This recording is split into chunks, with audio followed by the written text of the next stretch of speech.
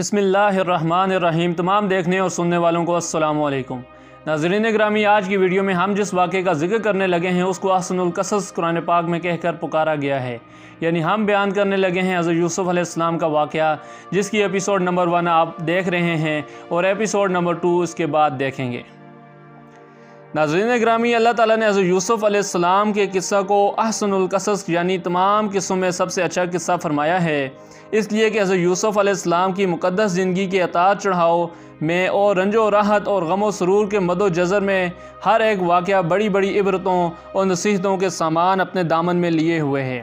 اس لیے ناظرین گرامی، ہم یہ قصہ آپ کے ساتھ بیان کرتے ہیں تاکہ آپ اس سے عبرت حاصل کریں اور اللہ تعالیٰ کی قدرتوں کا مشاہدہ کریں۔ حضرت یعقوب بن اسحاق بن ابراہیم علیہ السلام کے 12 بیٹے تھے، جن کے نام یہ ہیں: نمبر 1 یہودا، روبیل، شمعون، لاوی، زبولون، یسجر، دان، نفتائی، جاد، عاشر، یوسف اور بنجامین۔ حضرت بنجامین حضرت یوسف علیہ السلام کے حقیقی بھائی تھے، باقی دوسری ماؤں سے تھے۔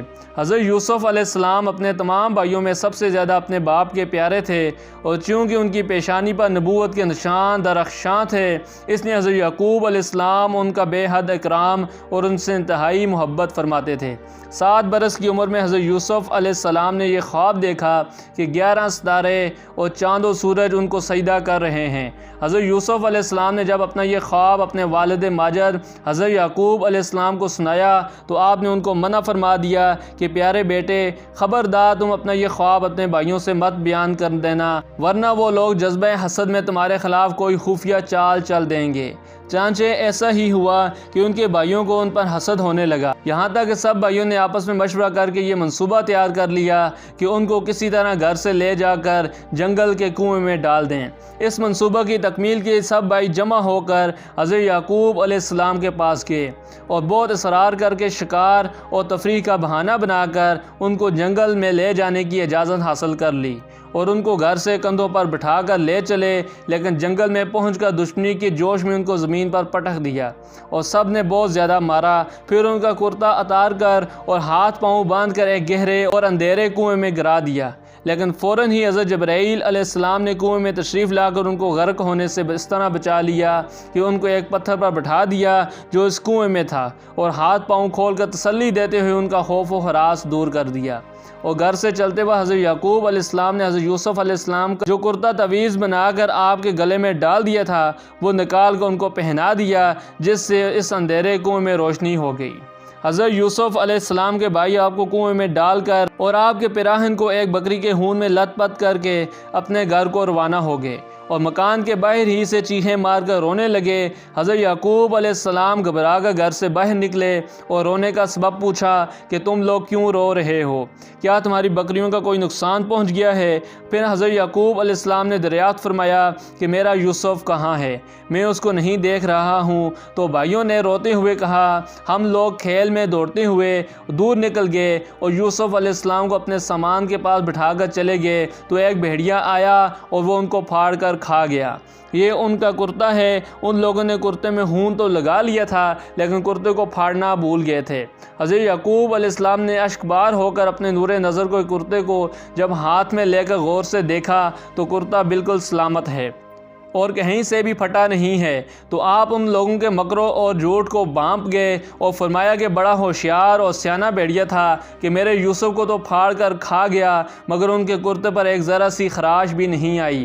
اور آپ نے صاف صاف فرما دیا کہ یہ سب تم لوگوں کی کارستانی اور مکر و فریب ہے۔ پھر آپ نے دکھے ہوئے دل سے نہایت درد بری آواز میں فرمایا، فصبر جمیل واللہ المستعان علی ما تصفون۔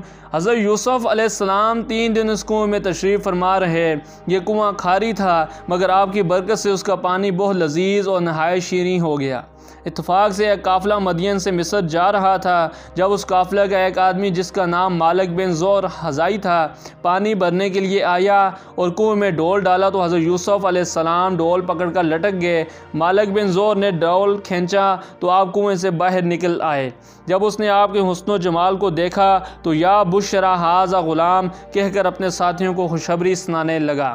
حضرت یوسف علیہ السلام کے بھائی جو اس جنگل میں روزانہ بکریاں چرایا کرتے تھے، برابر روزانہ کنویں میں جھانک جھانک کر دیکھا کرتے تھے۔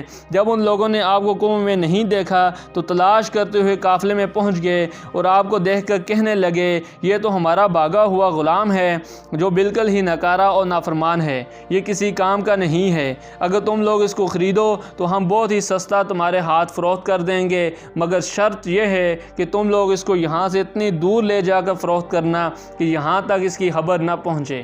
حضرت یوسف علیہ السلام بھائیوں کے خوف سے خاموش کھڑے رہے اور ایک لفظ بھی نہ بولے۔ پھر ان کے بھائیوں نے ان کو مالک بن زور کے ہاتھ صرف 20 درہموں میں فروخت کر دیا۔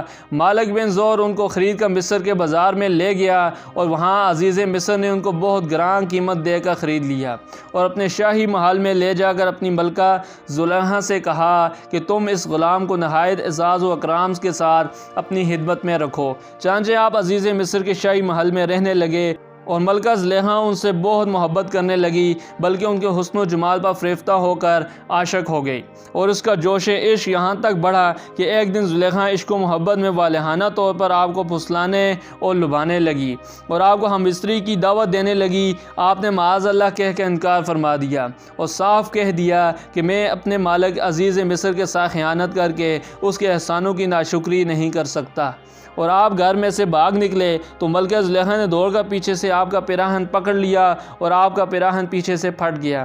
عین اسی حالت میں عزیز مصر مکان میں آ گئے اور دونوں کو دیکھ لیا تو زلیخا نے آپ پر تہمت لگا دی۔ عزیز مصر حیران ہو گیا کہ ان دونوں میں کون سچا ہے۔ اتفاق سے مکان میں ایک 4 ماہ کا بچہ پالنے میں لیٹا ہوا تھا۔ اس نے شہادت دی کہ اگر کرتا آگے سے پھٹا ہو تو یوسف علیہ السلام قصوروار ہیں، اور اگر کرتا پیچھے سے پھٹا ہو تو زلیخا کی خطا ہے اور یوسف علیہ السلام بے قصور ہیں۔ جب عزیز مصر نے دیکھا تو کرتا پیچھے سے پھٹا ہوا تھا تو فوراً عزیز مصر نے زلیخا کو خطاوار قرار دے کر ڈانٹا اور حضرت یوسف علیہ السلام سے یہ کہا کہ حیال و ملال نہ کیجیے۔ پھر زلیخا کے مشورے سے عزیز مصر نے یوسف علیہ السلام کو قید خانہ میں بھجوا دیا۔ اس طرح اچانک حضرت یوسف علیہ السلام عزیز مصر کے شاہی محل سے نکل کر جیل خانہ کی کوٹری میں چلے گئے اور آپ نے جیل میں پہنچ کر یہ کہا کہ اے اللہ تعالیٰ، یہ قید خانہ کی کوٹری مجھ کو اس بلا سے زیادہ محبوب ہے جس کی طرف زلیخا مجھے بلا رہی تھی۔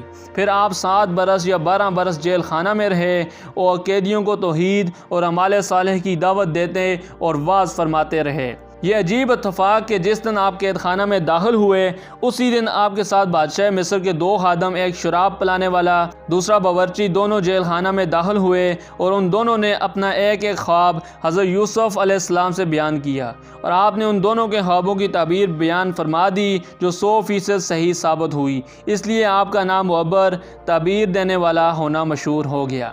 اسی دوران مصر کے بادشاہ اعظم ریان بن ولید نے یہ خواب دیکھا کہ 7 فربا گائیوں کو 7 دبلی گائیں کھا رہی ہیں اور 7 ہری بالیاں ہیں اور 7 سوکھی بالیاں ہیں۔ بادشاہ اعظم نے اپنے درباریوں سے اس خواب کی تعبیر دریافت کی تو لوگوں نے اس خواب کو خواب پریشان کہہ کر اس کی تعبیر نہیں بتائی۔